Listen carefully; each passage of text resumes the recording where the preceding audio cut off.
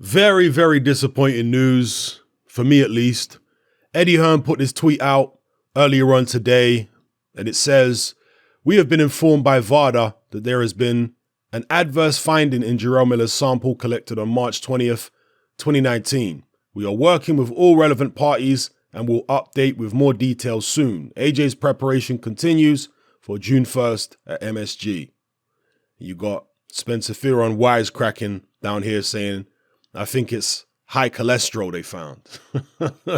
Now, what did they actually find in this reportedly adverse finding in Jarrell Miller's VADA test?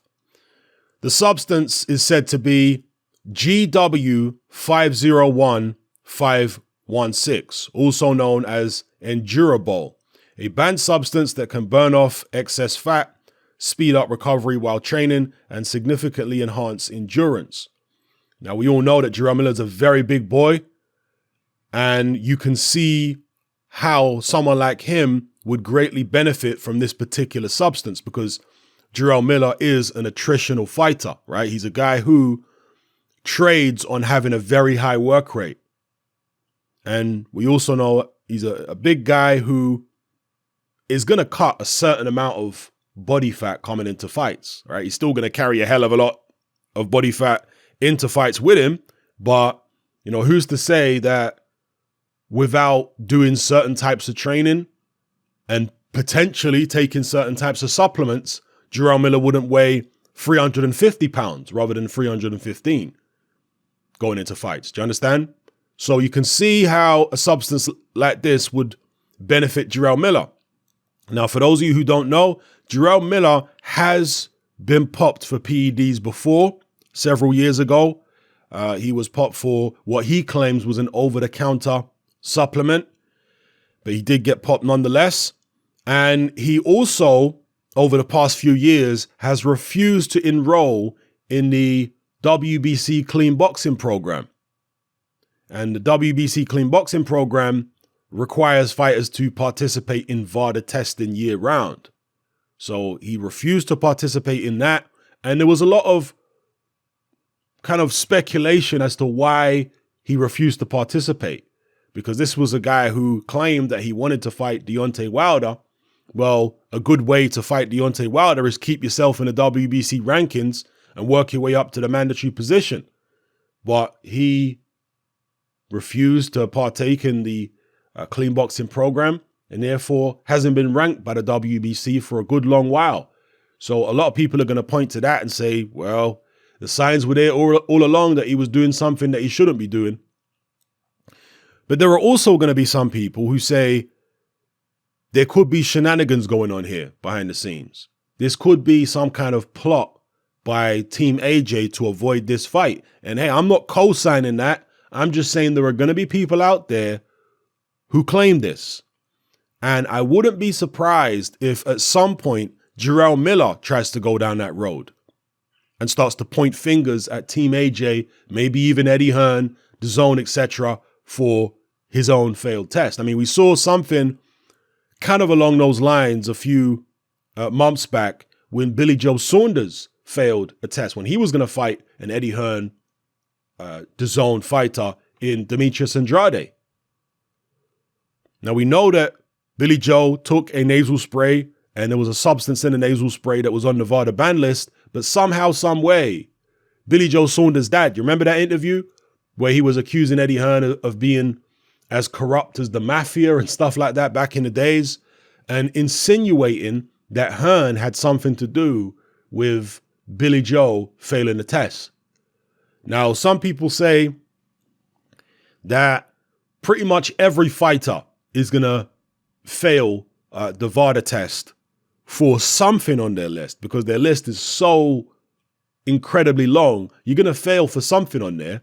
But depending on your relationship with VADA, they will either decide to act on your failed test or not act on your failed test. So let's say you're some kind of cash cow and you're in their good graces and whatever, and you test positive for some minute particle of a banned substance in one of the supplements you've been taking.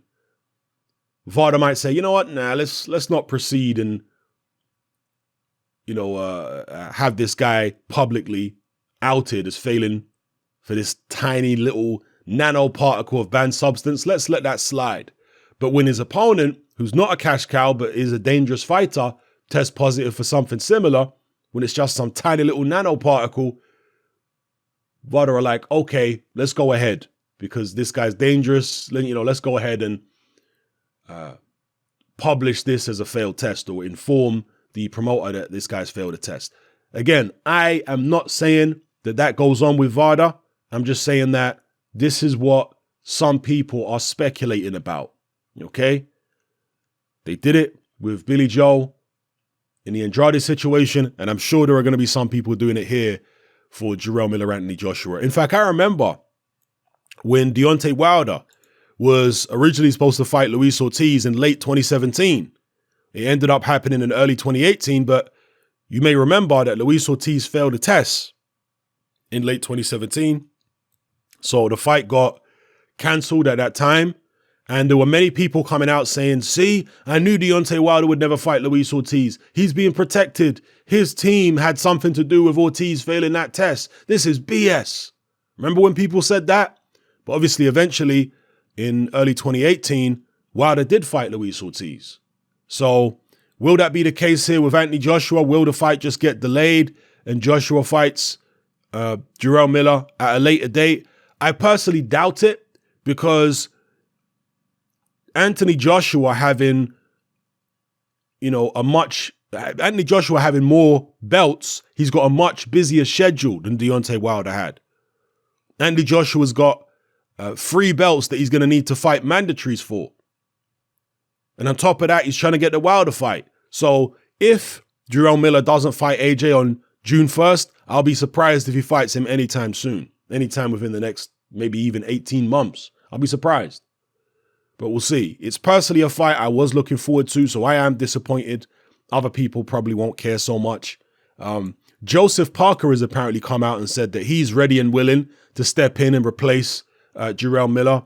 And look, I don't know. I can't know for certain exactly what has gone on behind the scenes with regards to this failed test, but I suspect it's just a genuine failed test. And the reason I say that is because Jarrell Miller was the perfect opponent for Anthony Joshua's US debut from a marketing point of view. If Anthony Joshua comes through and wins, of course. All right. Because Jarrell Miller is very vocal. He's from New York. Right. This is a New Yorker fighting in New York. That's perfect for AJ's fight at MSG. Do you understand? A brash, loudmouth New Yorker fighting AJ on his American debut at MSG. If they bring in Joseph Parker, it's not going to have the same impact. If they bring in some other guy, it's not going to have the same impact. Jarrell Miller really worked very well as an opponent for this particular occasion. And for it to potentially be off, that's very, very disappointing. Very disappointing. I always felt like stylistically, it was an interesting matchup. If Jarrell Miller could take the power, AJ could find himself in trouble or in a very, very rough fight.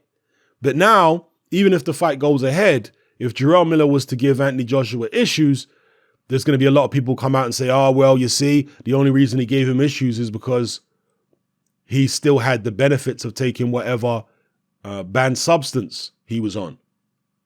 And I'd rather that not happen. I'd rather a situation where there's no speculation about what if.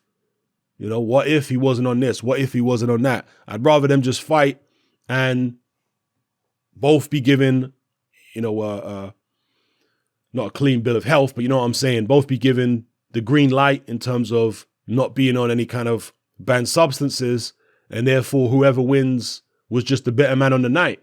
I'd rather it be a situation like that. But now, it's almost certain that it's not going to be that situation, because when it comes to these banned substances, it's not just when you take them that you get the benefit. You could cycle off them and still retain the benefits of training on them when you're in the ring on fight night. In fact, to my understanding, that's generally how it works. By the time you get in the ring, the banned substance is usually out of your system.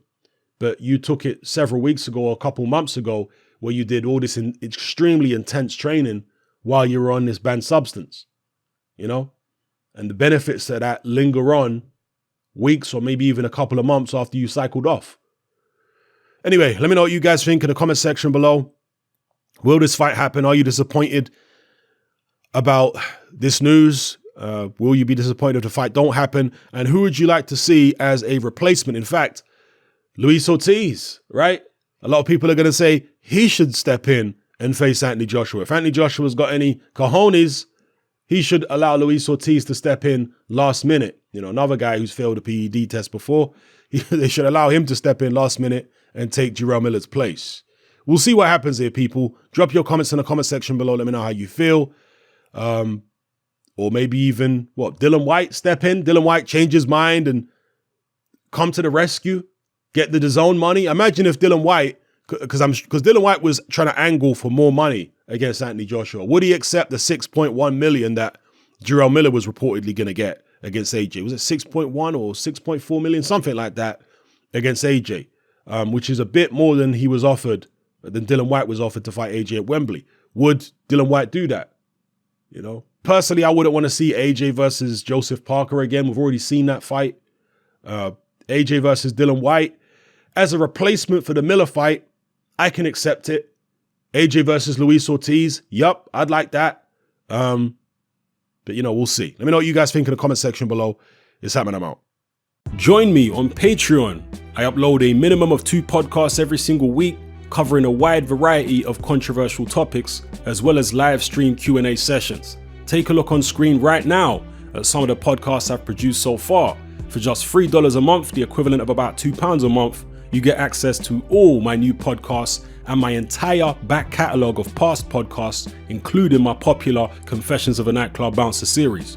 You can listen on your computer or on your smartphone or tablet by downloading the Patreon app from the Google Play Store or the App Store for free. The Patreon app also allows you to download each podcast in MP3. For less than the price of a cup of coffee, you get access to dozens of hours of exclusive content. It's easy to sign up, there's no contract, and you can cancel at any time. So come and join our community of free and critical thinkers by signing up with me here on Patreon today.